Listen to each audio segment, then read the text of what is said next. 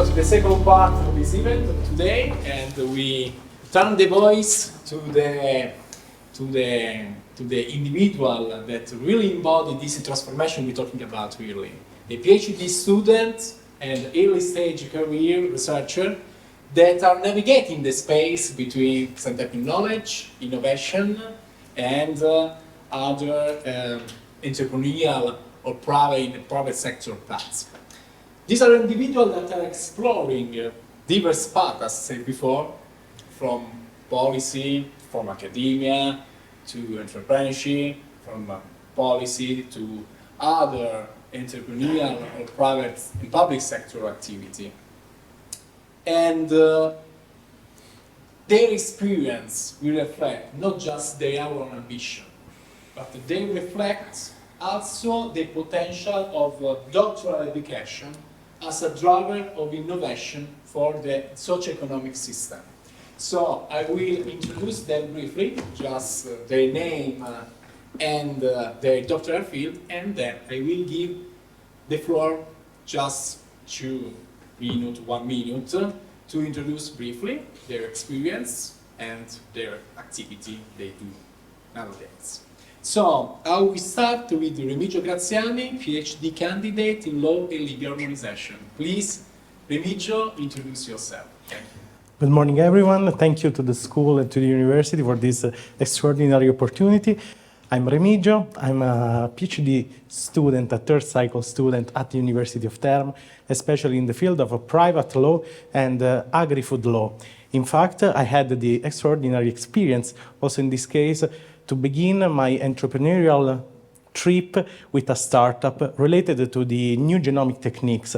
And in fact, for me, it was a real opportunity to make this gap to zero between the academia. In fact, I studied, and my research line involves this topic in the university inside my startup.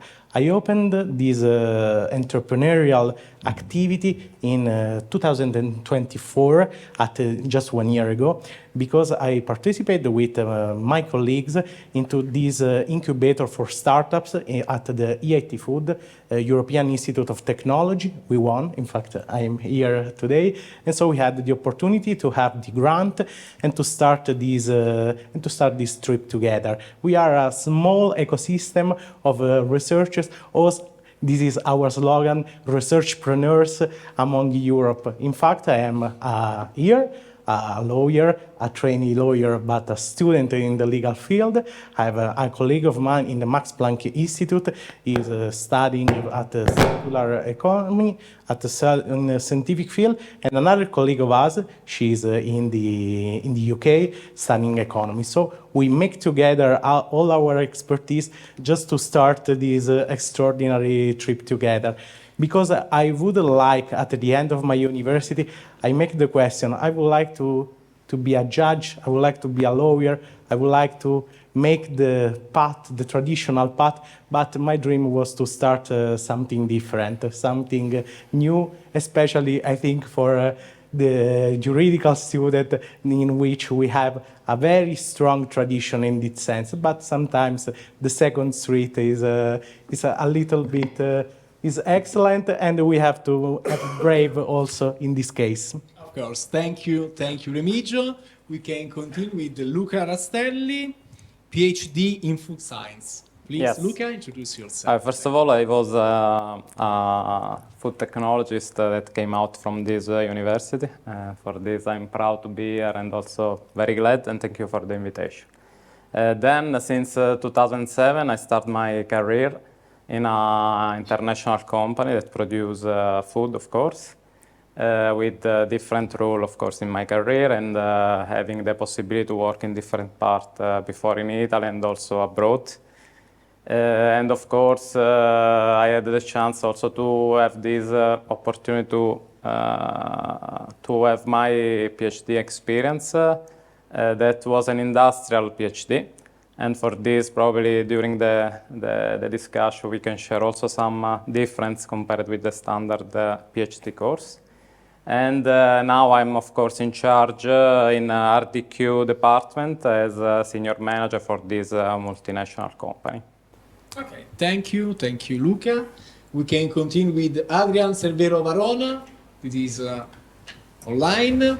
PhD in cellular and molecular biotechnologies. So please, Adrian, introduce yourself. Good morning. Good morning to everyone. I hope you can hear me well. So, well, thank you so much for the invitation. And yes, as you were saying, I am Adrian. I'm from Spain, and I have a PhD in cellular and molecular biotechnologies by the University of Teramo in Italy. And it was part of a Marie Curie fellowship program, which also gave me the opportunity to get a double PhD degree with the University of Helsinki in Finland in drug research. And I finished my PhD early this year in February, and now I'm working as a postdoctoral researcher at AstraZeneca, located in Gothenburg in Sweden.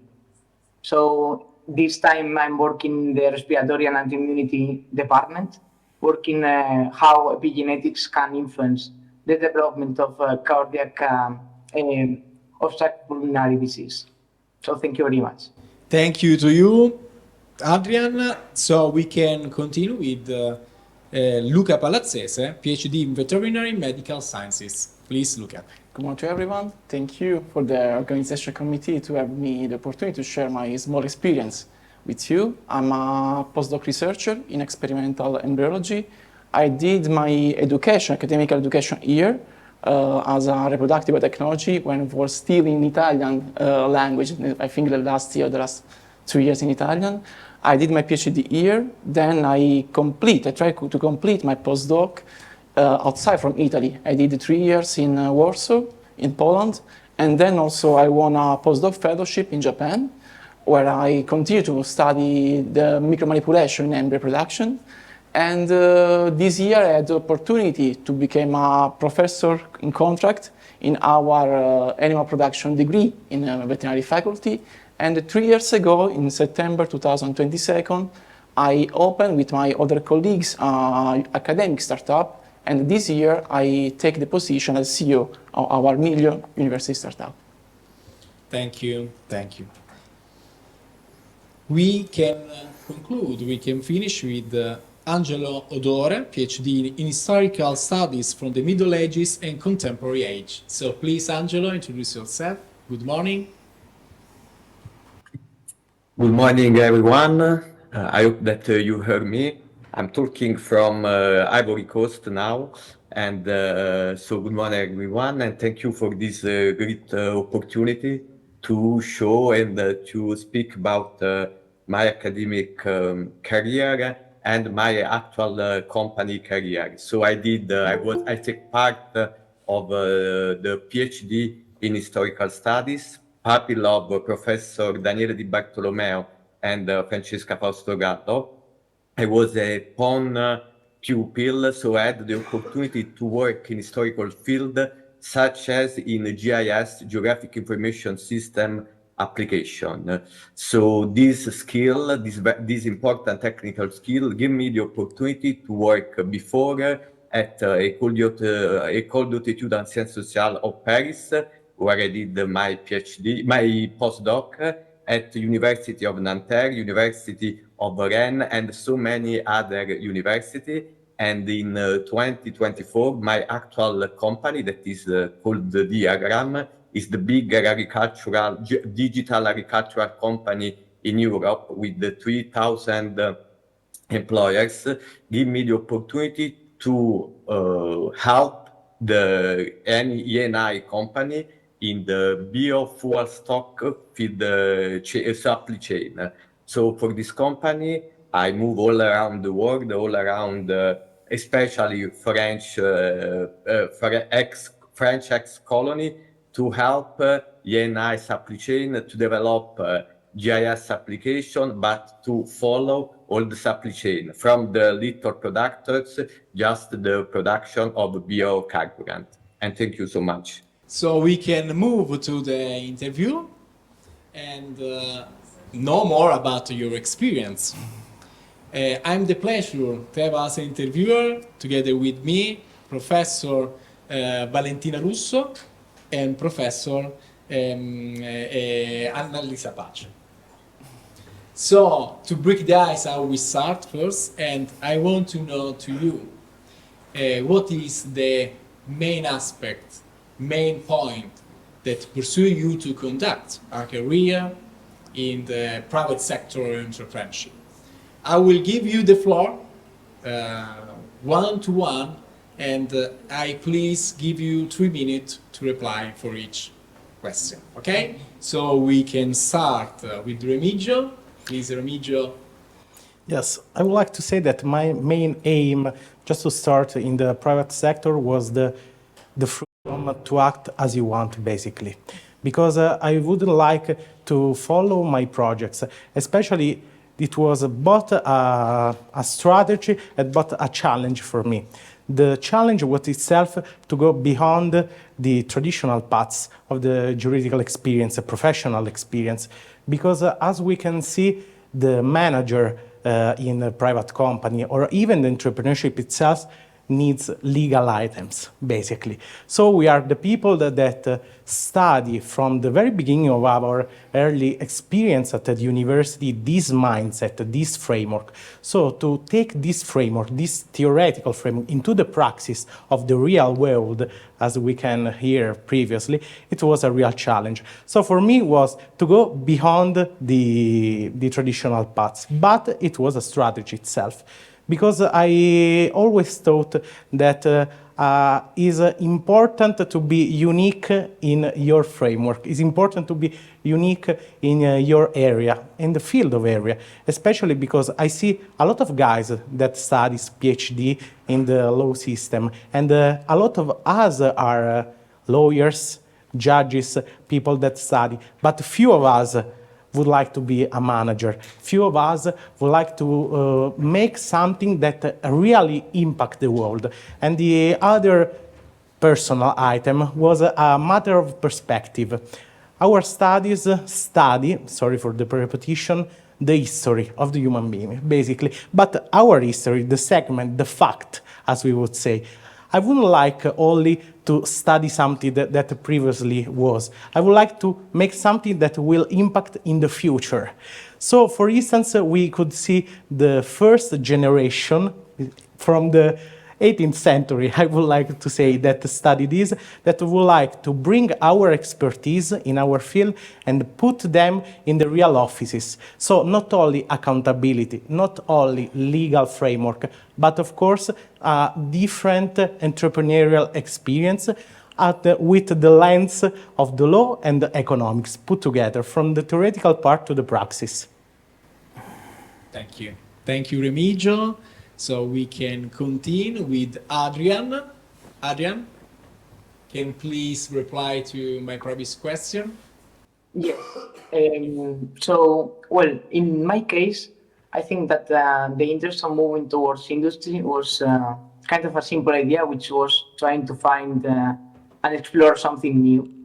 And this is something that always I had the idea since the very beginning. Like after doing my master's, I already went to work in an industry, in a pharma company in Malta.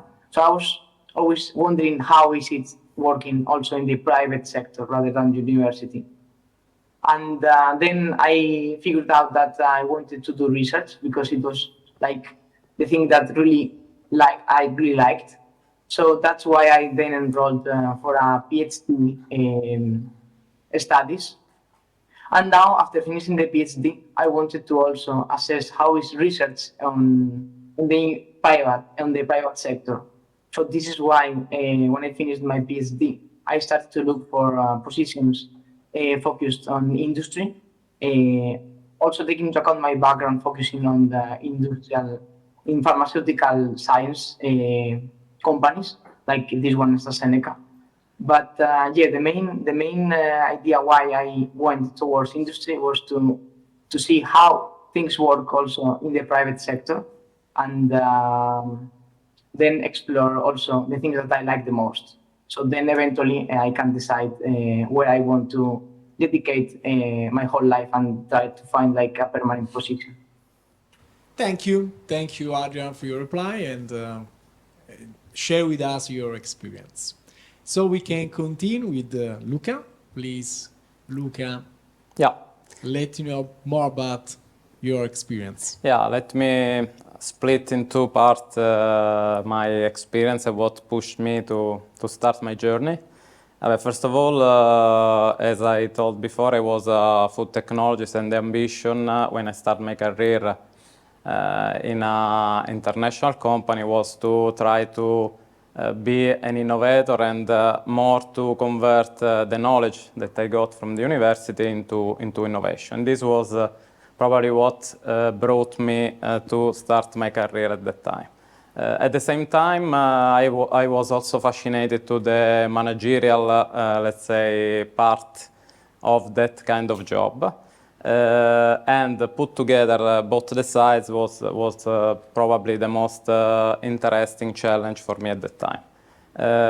Moving on in my career, I thought also that it was important to consolidate my knowledge and let's say and also have more opportunity to interact directly with the university and start to build that bridge that we were mentioning before.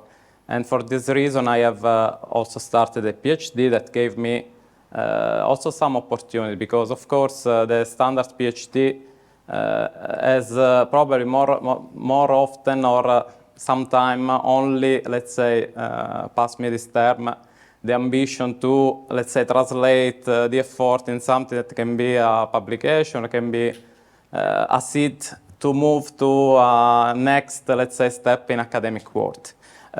In my view, was more, let's say, be more solid and be recognized as an innovator, not only in the academic field, but also in the private industry. Just to give you an example, at the time I was working in another company of the group in northeast of Italy, and basically I started my let's say PhD studying some new functional ingredient used to replace the gelatin in our product. No?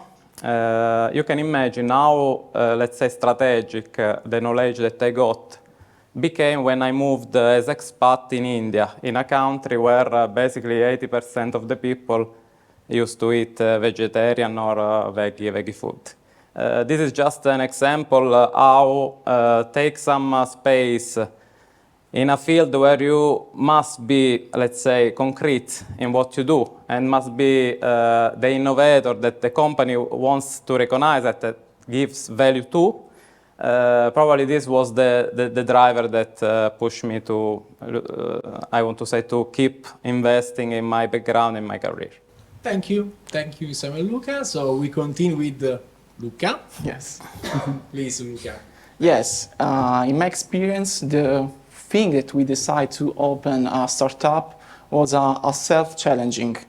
As you say, Professor Principe, the university now had to do teaching, had to do research, had to do third mission, I mean technology transfer, but the mindset is not a new, is an order to do this. So the point of start from the people to work in the university. So in my really small experience, I think that all the three aspects can be connected if the mindset is to start to connect all the three aspects. I think that my point of view in this year that I was a CEO in this really small medium enterprise, in academic enterprise, it was a school of responsibility. So speak every day with the business account commercialist. I mean, it was new for me.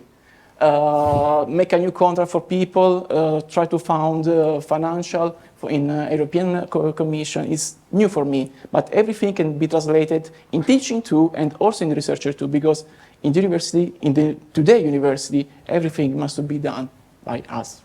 Okay, thank you. There is a mentor, a particular project, or a particular experience that make the difference in this. The research was the first reason, because as everybody know, the national program for financial is very low. I mean, PRIN is every 5 years, if we are lucky. So with small medium enterprise, there is more opportunity to find money, but the money to find is to produce a product to sell. Okay. So this is because it was the first thing that I don't know before, and that's now I'm to be honest. But if we try to manage everything with this money, we can connect to the research, academic research, I mean, and also we can take the experience to go also good teaching because everything is connected. Because the student we are teaching now can be a good professional the day after, and if the teacher has the experience to handle a small medium enterprise, maybe have more information to provide to the students. Thank you, My Luca, pleasure. to share your experience. And we can, last but not least, of course, with Angelo. Okay. So yes. Honestly, I was very happy and I was very proud to be a researcher. And now I'm so proud and very happy to be a project manager. In my case, I say that was completely casual, this passage. I was in France, I meet someone in my network that say, come on, came with us in Africa, you speak French. So it's a choice that is not linked for boost my skills, but it's only casual. What I say is that PhD has given us also the opportunity to have a very open-minded, to be open to all the job position, all job offers. So it's not a true choice. I'm also ready to come back and became, for the second time in my life, a researcher. But what I want to underline, it's very simple. What a PhD can give you is a seriously open-minded vision.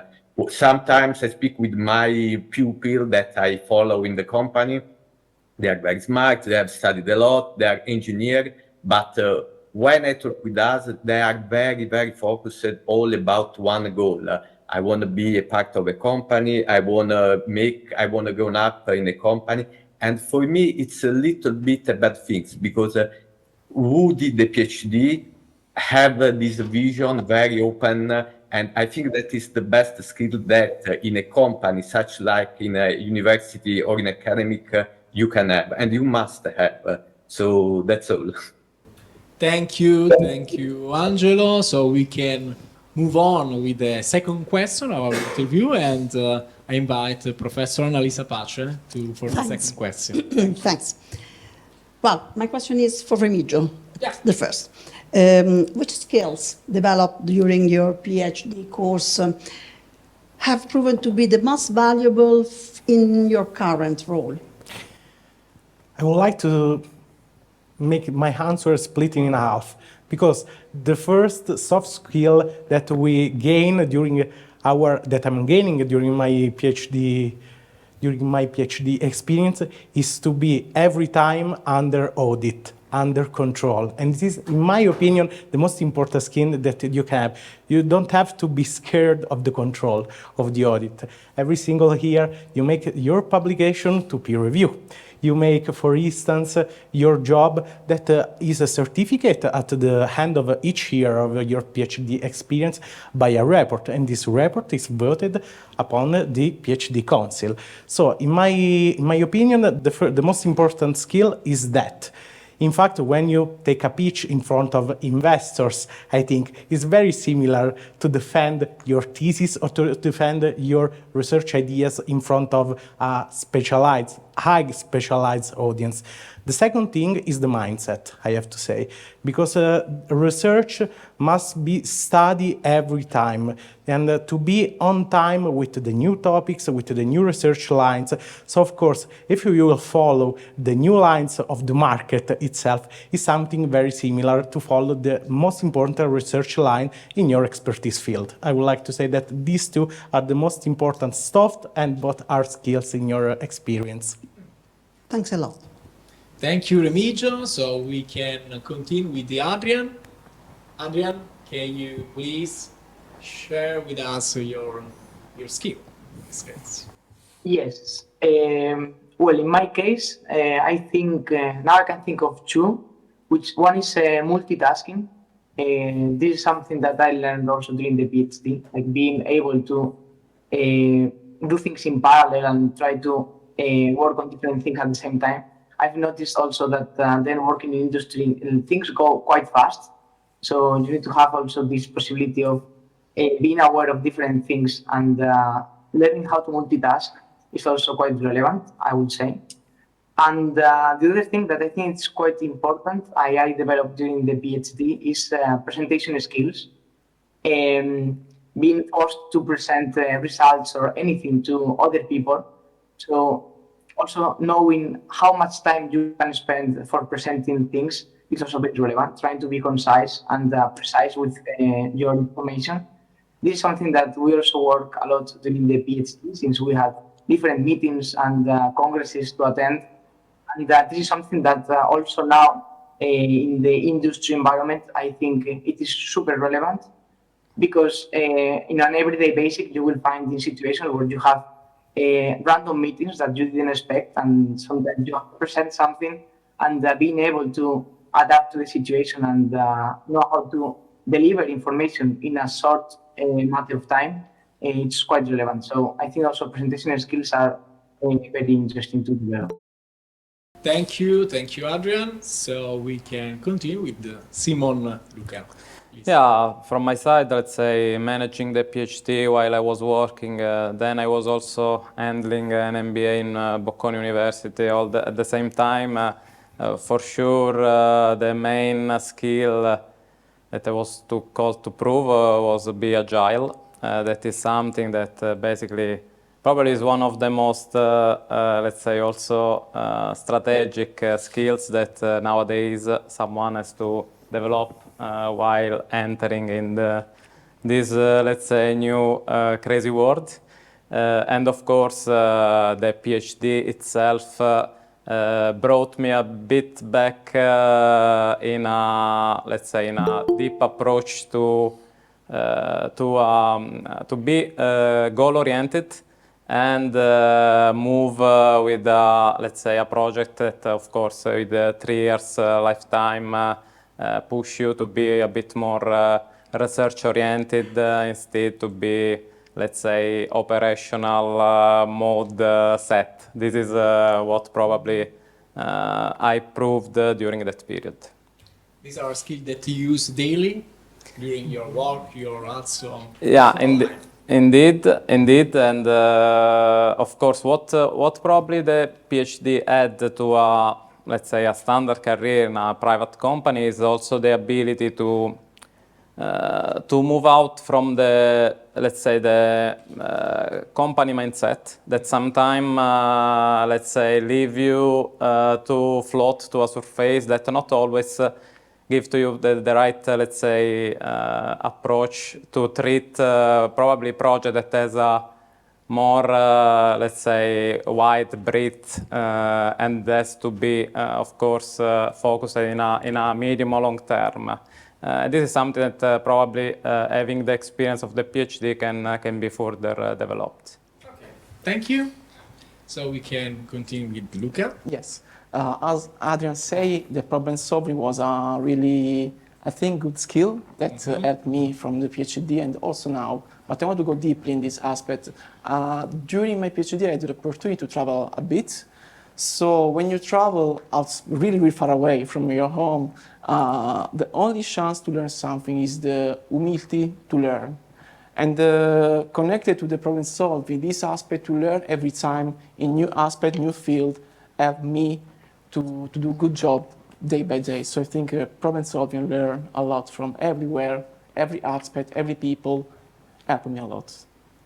Thank you. Thank you, Luca. So we can move on with Angelo. Yes, so I'm agree with what we say.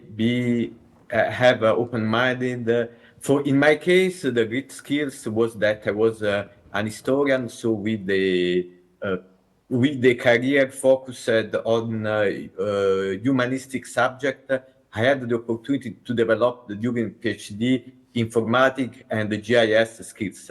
But I think that to be part of a great company, to move forward academic background to the university, there are no some skills. The skills that you it's important that you can learn, that you can improve your skills during your company, in your company, during your company experience. So for me, when I did the job interview to the new pupils, to the new staff, it's important that they are ready to move away, to travel. They are able to speak almost three languages, Italian, a second language that could be French or Portuguese, and English, of course, and they must be ready to learn. That's all. It's not so complicated, and the PhD can give the boost in this direction. Thank you, Angelo. So we can move on for the third question. I invite Professor, of course, Valentina. Russo Valentina Yes. for the third Okay, question. thank you indeed. So my question is to all of you, what challenges did you face when moving from academia to the private sector? And if yes, how did you overcome them? So. I would like to say that the challenges are, in my opinion, were actually two. The first one was to go outside your comfort zone, your academia comfort zone. In fact, you're related to your professors, to your colleagues, to other researchers, from people that you're doing a great job. Thank you, share your ideas. Outside, when I went to EIT, my experience in the European Commission was no, okay, prove your argumentation about that. You're in this business model. For instance, I learned about business model, market analysis, and I had to make some pitch in front of, for instance, investors. And this was a really challenge between this gap between academia and the private sector. But the most important thing was to totally shift your mindset. Of course, as previously we said, there are a lot of struggle for traditional research lines, funds, for instance, with banks. So the difficult from my side was going to the public entities, for instance, in Italy, Cassa Depositi e Prestiti, on Camera di Commercio, or to the bank, and explain your idea. This was the in my opinion, was the hardest challenge, to shift from talking about something in which you are really, really confident. So, of course, your research, for instance, to make something that is a little bit new. Of course, it's your idea, but I didn't have any MBA experience, for instance. So I was fully put inside this world, and this was challenging, but a matter of growth for all of us, I suppose. Thank you, Remigio. In your opinion, the challenge is more cultural, organizational, or also personal, or mixed? In my opinion, from my side, my personal side, was cultural. In fact, for instance, all of us that study law items, law subjects, we are something like, I always say with my colleagues, as priests. You are in a part outside of the world, and you judge the world, you give your suggestion to the others. Now you are on the pitch, on the field. So in my opinion, from my personal side, it was a cultural challenge. Thank you. Thank you, Remigio. We can continue with the Adrian. Yes. In my case, let's say science related, I didn't find a lot of challenges, because in the end, doing a postdoc in an industry can be quite similar to doing also a postdoc in academia. The basic of the science is similar, and how you work in the lab will also be quite similar. So probably I will find some challenges, also cultural differences for sure, like you move to a different country in my case, and you can find challenges when you have to communicate with the people and how they behave, so you need to take that into account.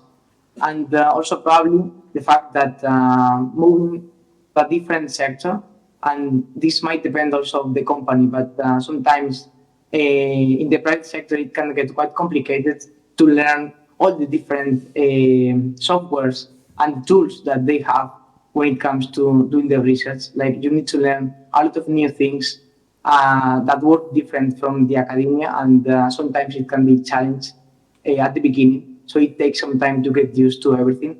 So you have to be a bit open-minded when it comes to that, and you have to think and try to find someone that also helps you to manage those things. But apart from that, I think that most of the challenges could be cultural differences, basically. So they are not so complicated. Thank you, Adrian. So we can continue with Simon Luca. Please share your experience. Yeah, I think when moving from, let's say, an academic environment and a private one, in my case, it's a change of mind, in the sense that basically you have to move, let's say, your goal from something that you are sharing in a very, let's say, horizontal and selected bunch of people that are around you with a common goal and scope, to a world where basically people, your stakeholders, are very different one from each other and has different needs. No one in a private environment will ask to you the content of your publication or what is behind the innovation that you are proposing to me. You have to show that it's something that I can take and implement. It's something that you have to, let's say, be able to, let's say, convert the idea into innovation. And you must be able to do this having the ability to, also put yourself in the other shoes and understand which are the needs. Probably this is the change of mind that you are pushed to do when you move from an academic world to a private one. Thank you. And that's what you say about stakeholder diversity, recognition of diverse needs. It's important, and this path, you first stay in academia and then move to the private sector entrepreneurship, also rise your ability to recognize the different needs of different stakeholders. And let me add also of your experience, of all your experience. Yeah, and then if you move from one country to another, even more. I mean, when you have to also handle with the different cultural mindset and needs, and also ability to interact. We come back again to that soft skill that we mentioned before. No, absolutely. It's really important to, let's say, be recognized by the others through something that the others recognize to you. Thank you, Simon Luca, and then we continue with Luca. Yes, at the beginning when we start to work deeply with our little SME in our academic small medium enterprise was not so easy, especially when you have the responsibility of the signature, because in June there is the close of the balance, so you have to pay tax to see if you are in red or in green with your bank account. You have to try to find money or try to justify or to find money. So it was really, really new in my academic experience. Also, what I learned a lot with this small experience is the modus operandi, because it's also new, because in SME you have the Consiglio di Amministrazione, so the administration border. Everything go through this committee. So you have to organize this committee, you have to decide, it must be really, really precise, and then go directly with your commercialist or bank business account. So modus operandi is different, but as I said before, I think everything can help to increase the skill also in academic point of view. Thank you. My pleasure. Thank you, Luca. So we can finish with Angelo. Yes, so honestly, moving from academy to company, for me, the only challenge, the important challenge was to try to solve the stress situation. I explain you. When I was a research engineer in Paris, yes, we manage economic budget, such like 80,000 euro. Now you're a part of a supply chain that produced almost 13 million of euro. And sometimes in the night you thought, okay, I have a delay. If you have a delay, it means that the company maybe will lose 30,000, 40,000 euro. So the only problem that we try every day to improve and to solve is the stress situation. But about the skills, I don't see any kind of challenge. So this is the great shift. In academic, you stay calm, you have a long deadline, so you can organize yourself. In the company, no. In the company, you follow the supply chain, you follow the managing directive. So you have to produce and you have to follow your economic flux, and that's all. Okay, thank you, Angelo. But it's clear it's a transformation. But your academic mindset help you at the beginning or not? What is the role of your academic mindset in this process? In my case, of course. I underline. I would seriously underline who is people that is coming from a PhD. I always do job interview are more open-minded. For me, it's all.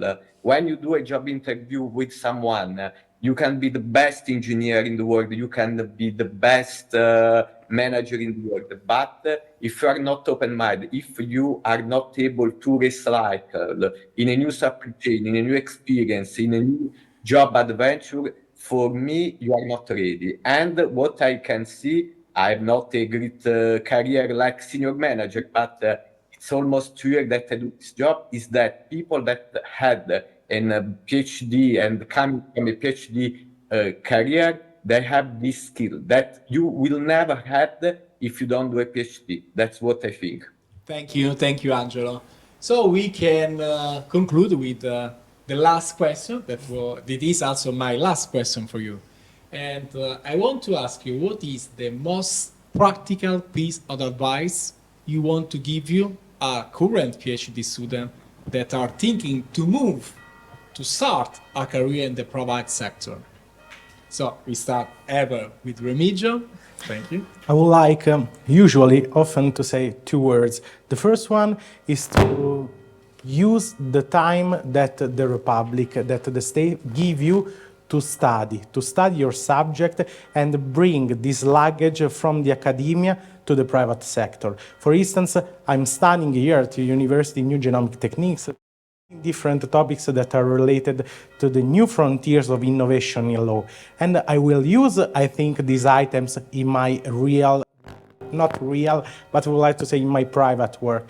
But secondly, the most important thing is to take and use the network that the university gave you. For instance, if I'm here, I can see you, just all of us, I can see potential partners, I can see customers, people that are studying the same subject as me. And I think, in my opinion, that the real jewelry in the crown of this experience, of the PhD trip, is to use the network until the end of your career. Thank you. Thank you, Remigio. So we can continue with Adrian. Yes. So, well, I would say that, first of all, don't be afraid. And if you want to try something different and move towards industry, just try it and give it a try. And then you will find out in what environment you feel like you thrive the most. As part of advice, yes, as I was saying before, networking probably is one of the most relevant things.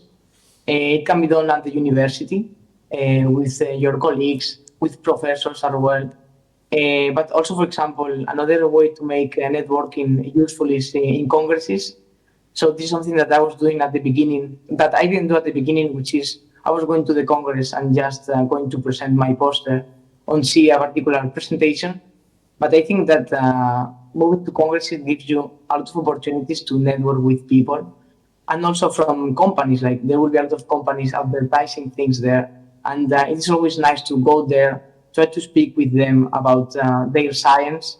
It will also help you to try to be less shy, more, and open more to the people. So it will give you opportunities in the future for sure.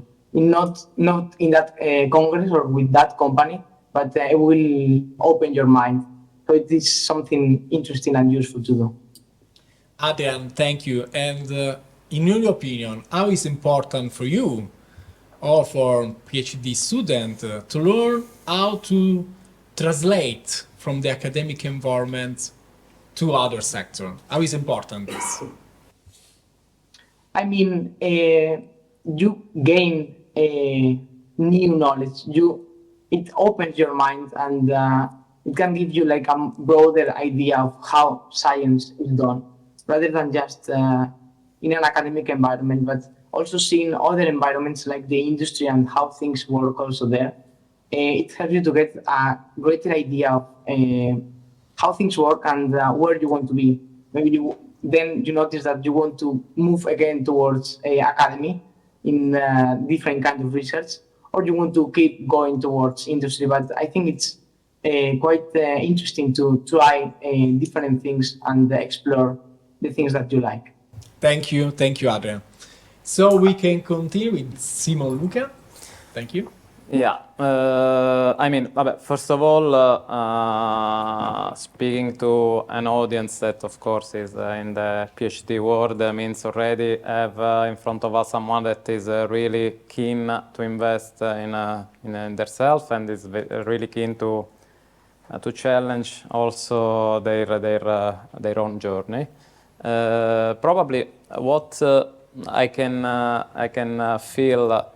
And what I can suggest that is a bit different compared to what, of course, is it was discussed so far is try to spare some time to really know yourself. I mean, it seems something a bit spiritual, but all the choices that we do, in my view, must be functional to what we want to be. Hence, try to probably spare some time where you can better understand who you want to become in your future through mentorship, to interaction with people that probably had already some experience that probably can also inspire or in any way put some seed that in some year can pay back. To better understand what we want to be, and then choose experiences that are functional to what you want to be. This probably is. Can I ask you a question? Yeah. In your opinion, do you think that during the PhD path, mobility, intersectoral and international mobility, would greatly help to change your mindset besides transferable skills, besides your mentorship? Do you think this could be really important? Would you suggest it? No, indeed. I think all the experiences that pull out us from the comfort zone is a moment where we have the chance to think about it, no? And of course, move abroad, interact with different people in different contexts, and move a step out from our, let's say, comfort zone means generate a question that must be elaborated in some way, and that probably can add some more confidence to move in a certain direction.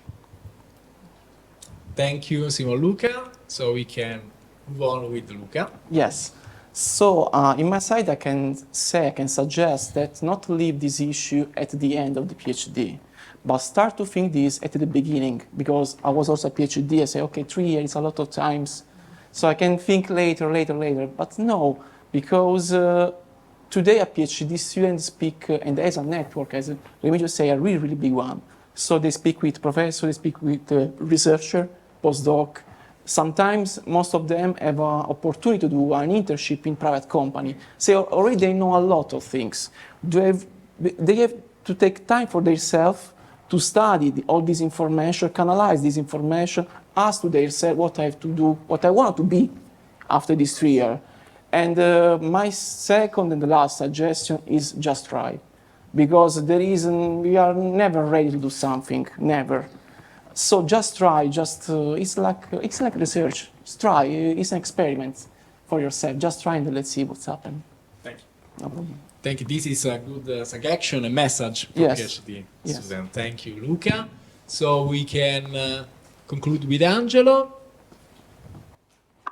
So, in my opinion, what is a PhD? The PhD is a great opportunity for every study, because for the one and maybe the last time in your life, you will have 2 years that are often paid to follow your passion, to study your favorite subject. But, and I agree with all the colleagues, it's a unique occasion to, because you have the time, and in the same time you have also a little bit of money to invest in travel. Move away. It's important to study. It's important to write your PhD thesis, but take part to international conference, take part to fellowship. Try to build your network. That's all. You can be the best historian, the best chemistry, the best biologist in the world. But if you don't have a network, you will never achieve your goal. And this is the same, exactly the same when you approach to a company. Try to make experience. Don't be focused only to write your scientific article or your monography. The PhD must and is the occasion that you can have only one time in your life. So enjoy, don't be stressed. Write your article, but in same times take part to all international conference. This is the only way now, with the economic problem linked to the research and the academic, to make your career. So enjoy, because the PhD is unique experience. For me, it was the best one. That's why I'm very, very happy to take part to this conference organized by the University of Teramo. And seriously, try to build your network. That's all. This is the only key to have success today, such in the academic and in the private company. Thank you, Angelo. And this is the right mindset. When I saw before academic mindset, this is the right academic mindset that help you also to move on, also the private sector, because this mindset is very important. Also to start a business, to work in public entities and private sector. So thank you, Angelo. The interviewer finished the question. Professor Annalisa Pace have an addition. Not a curiosity, but I want to use a very good expression you use in your presentation. You said the PhD students would be architect of change. Very good expression. In my opinion, you are architect of change, aren't you? Very good question. Thank you. Remigio, you can start. I think that a PhD could be an architect of change because it is an architect of innovation itself. I think that the research in all fields especially can move forward the world, but it is not a slogan. I think this could be true. For instance, I would like to share my experience. I'm researching upon the patentability of biotechnology, new experiments. So we can link together, and I think that all of us in a different fields with our mindset, we are making politics in this precise moment. And of course, our experience and our work could really impact the world, but impact does it mean, especially in our language, to change the laws, to change the regulations, and to take the possibility. And I would like to say only one thing. This is I didn't thought about saying this, but if we would like the Italian system, I think the European system, to make PhDs impact, please feel free PhDs to work during their PhDs. Otherwise, this is an oxymorical approach. In fact, all of us we say, please make the impact, works, be in touch with companies. But if you can't work with them, it's a little bit challenging, in my opinion. So I would like to, if we could be an architect of future, we have to have the possibility to really impact the world. Thank you, Remigio. Adrian, you want to reply also to this question? Yes. So I also think that we are architect of change. When you are doing a PhD, you are always doing cutting edge science. So you are trying to push the boundaries of the knowledge. And I think that is quite beautiful as well, because you will get a lot of questions that don't have an answer, and you are the one that has to give the answer. So this is something quite beautiful of doing a PhD and doing research in general, and therefore that's why I think that for sure we are the architects of change. Thank you, Adrian. We can continue with Simon Luca. Yeah, well, of course, it's a beautiful way to describe something that we all aspire to be. Indeed, I mean, all the moves that add something in the innovation field is shaping the future, is changing the future, and of course, whatever we are, if engineer or architect, I think. We are working for the future. That is a very noble opportunity. Yeah, indeed. Thank you, Simon Luca, and we can continue with Luca. Yes, of course. Yes, I like a lot this vision of Professor Principe, the art of life. Yes, so me, I'm a biologist, so my language is biology, cells in general. So during PhD, every student start to plan experiment. This is already the plan of life, because if you translate this management, small management, and increase year by year, because growing the responsibility grow in the parallel way, and never lose this approach in your life, I think it's something good will happen for sure. Thank you. And we can conclude with Angelo. No, I only say this. We are, of course, we have the skill, but we are also problem solvers. That is different. When some other people doesn't arrive to find a solution, we can do. So for me, this is the important skill. We, of course, we have all this, but before we have this capability, I think, solve some situation with our think way. Thank you. Thank you. Thank you, Angelo. Thank you for your experience, and this is important because we saw also before that we need to have different experience. We also have the right mindset, and we need to be architect of change. But we need to do this not only in our field, but also by integrated our field by other field in the same university, in other university. Also because to run a startup, it's not necessarily only technical stuff, technical experience, technical competencies, but also other, of course, skills, like financial skill, managerial skill, organizational skills.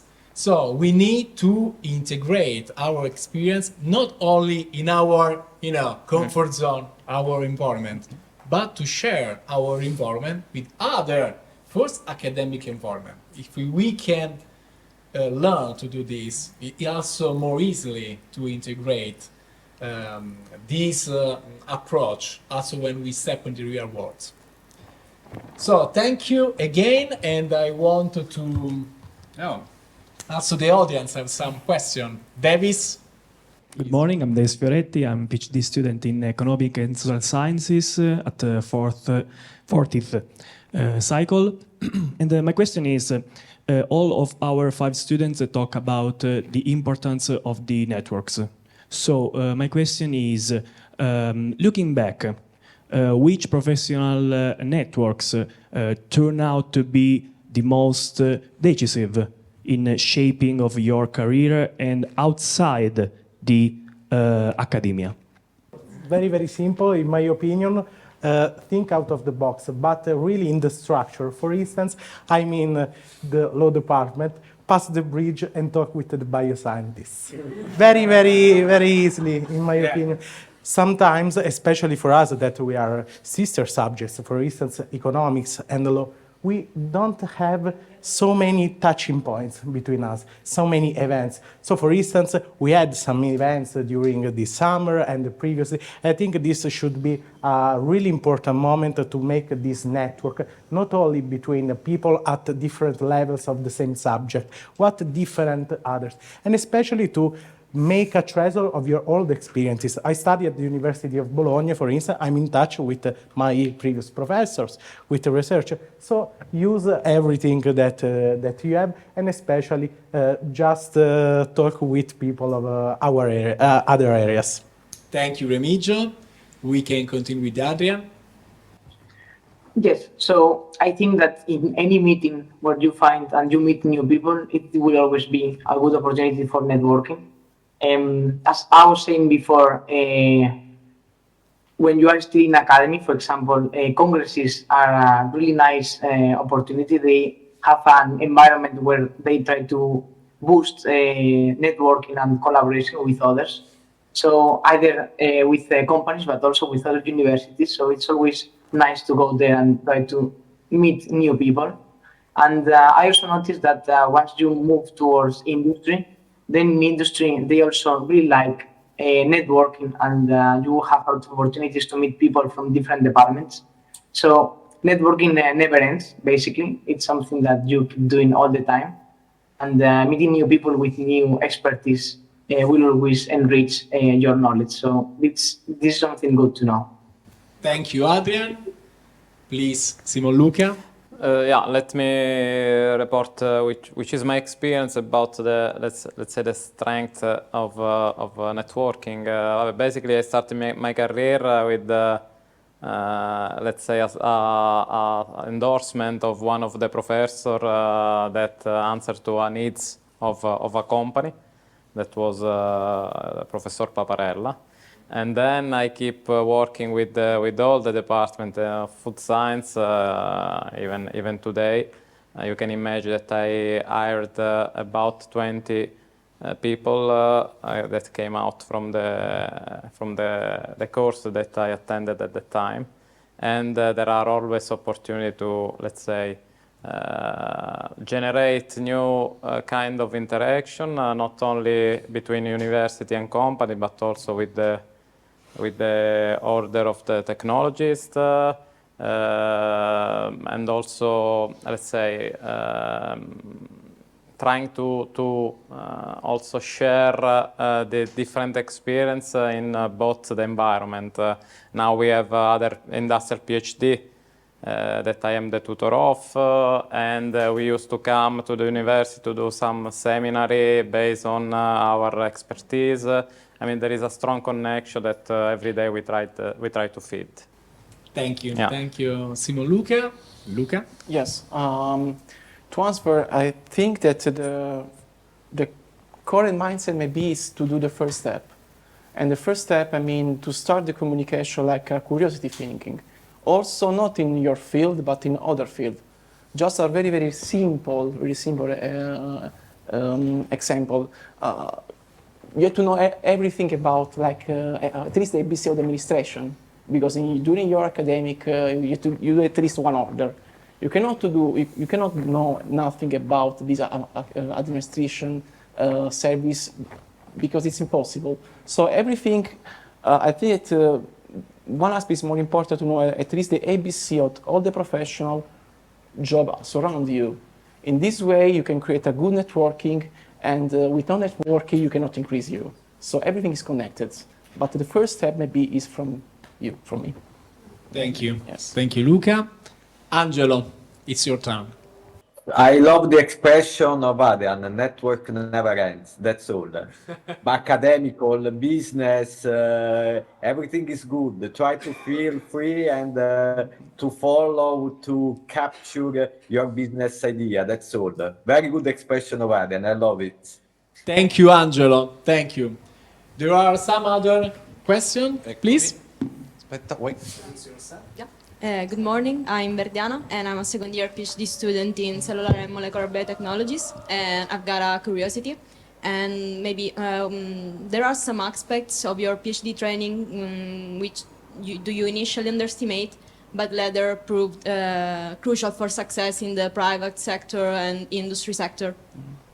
Of course, I don't have a precise answer of this because I'm in charge of this trip. But I would like to say that the most important thing is to be in touch with the others.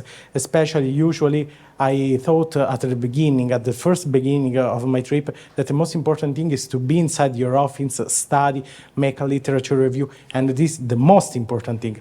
But on the other hand, you have to be in touch with the other professional that the university make you in contact with. For instance, in my field, we have to be with the biotechnologists, talk with them, say to them, what you need from my side, from a legal point of view. You need something by contractual law, negotiable, what you need. And this is the most important thing, in my opinion, to be in touch with the others and bring this network. Thank you, Remigio. Adrian? Yes. Well, I think that now that it comes to my mind, probably it will be a collaboration. That it is normal when you start your project. It can be master or PhD.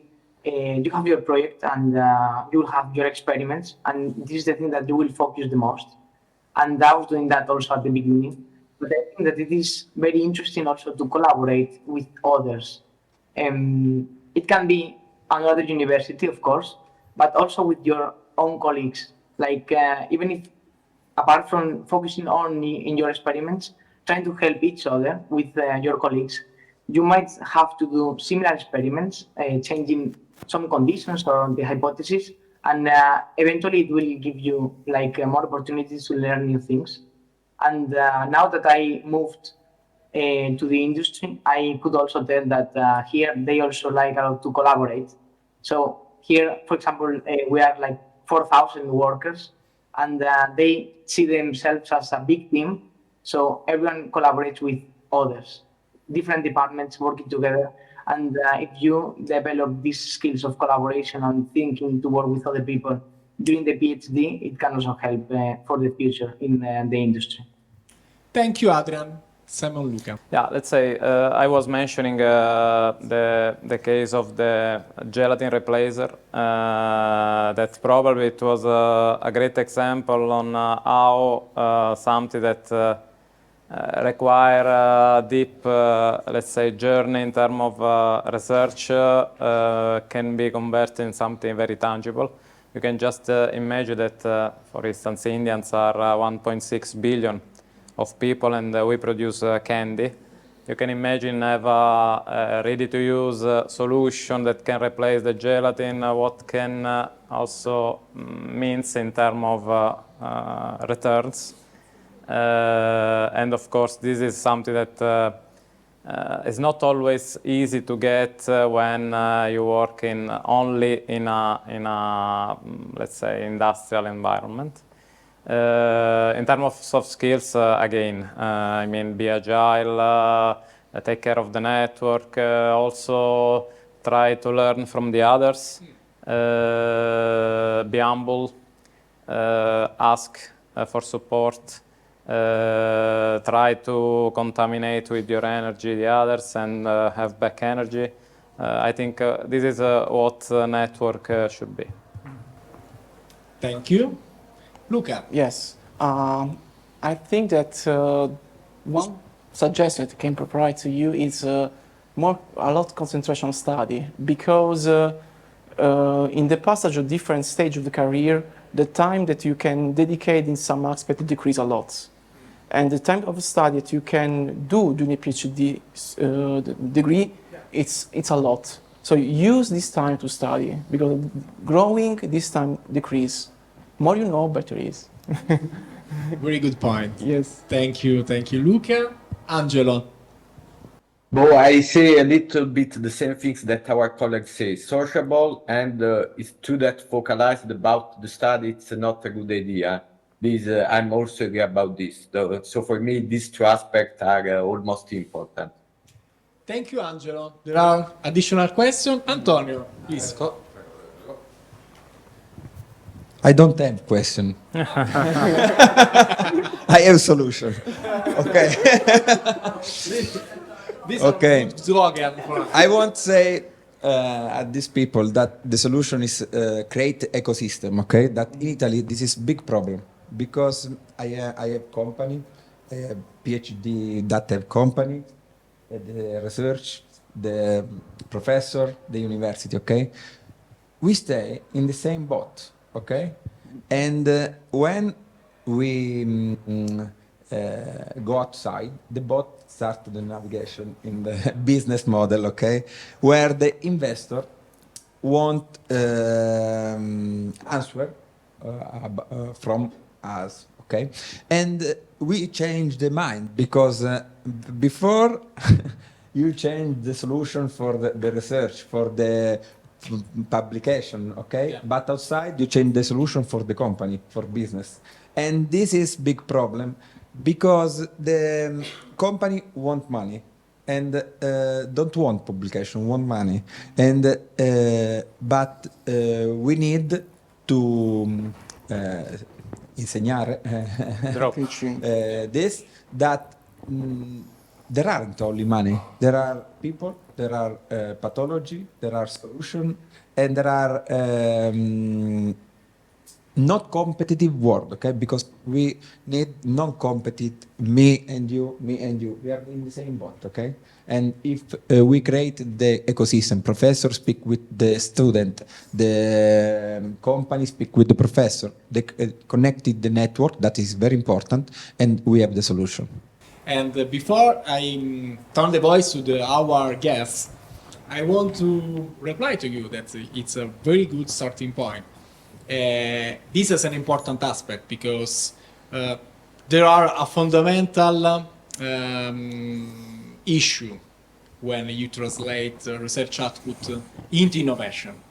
Also, not properly adequate understanding what is innovation, because innovation means find market solutions that are for user, for people, for society.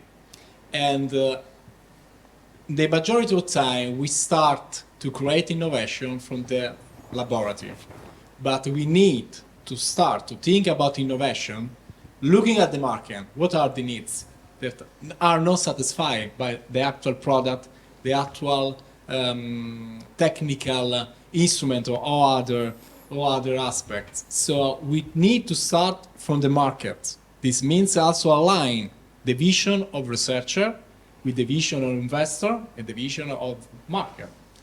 And then translate these market needs into basic research and applied research, and translate this into real innovation that impact actually to the society. This is the turning point. Yeah. So, but I want to turn the voice to our guest. Remigio, you want to say something about that? Yeah, just a very, very quick thing. I would like to say that the most important thing, in my opinion, is to go ahead and approach in which, okay, we create an ecosystem inside the university, within the university, but outside we are unique. It's not, in my opinion. We have to make a bridge and to build also an ecosystem between and through us, startups. And in my opinion, this could be another hypothesis of research hypothesis in this specific field to this specific problem. How to invest in the innovation and how to bring back this technology from the university to outside. It's impossible for one startup, but if we create an ecosystem of startup inside the university with hub or outside with contracts, I think that this should be a great starting point to make this innovation possible. Thank you, Remigio. Adrian, you want to say something about? Yeah, so I think the same. Like maybe in the university it would be interesting to focus on which therapeutic areas have a need and trying to invest towards that as well. Developing startups in those areas probably will make them to thrive more and be more relevant than in other situations. So it would be interesting also to take that into account. Thank you, Adrian. Simon Luca? It's not easy, no, but I was just thinking that since when I start to study, it is a long time ago, unfortunately, yeah, it was pretty clear what we need. And we are probably decades that we are saying the same things. We know what we need. Probably we should start to ask how we can make it. Because probably we should start from the question if the interest, the goal of the university is the same of the private business or not, first of all. If the startup has the interest of a private company or is vocated to be a research hub. Probably define goals in a new ecosystem. Each one can be, of course, sub-goals inside an ecosystem. And probably also develop professionals that are able to speak a common language that can be useful to connect the different parts of the ecosystem. Because till when we will keep saying, okay, we need to connect, we have to build a bridge, I think we are not moving ahead. Thank you. Thank you, Simon. Luca? Luca. Yes, yes. No, I agree with all of you, of course. And also, if I can add and disconnect what Luca said, that the networks works better if we have a shared aim, a shared goal. It's not so easy to found a shared goal because there are many things happening in different people, so it's not so easy. But I think that at least it's important to work against this, work together to push together the same machine. In good networking, of course. Thank you. Angelo? I don't have an answer, but maybe I can give you a solution. Try to follow the interdisciplinarity everywhere, in your study, in your professional attitude, and in your skills, and be ready to recyclate in every sector, not only with the network, also with your skills. So let's keep an interdisciplinary vision. That could be a good solution, maybe. Thank you for sharing with us your experience so openly.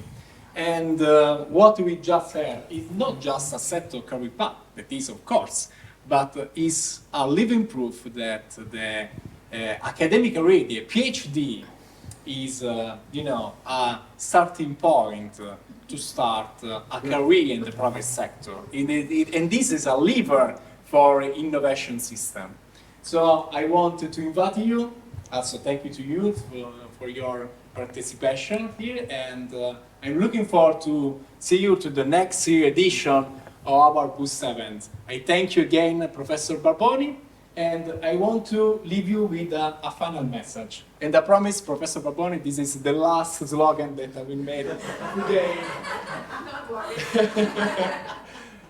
Your PhD is not just a title. It's a toolkit to build the future you believe in. And wherever you stay, both in academia or step into the real world, be bold, be relevant, be transformative. Thank you.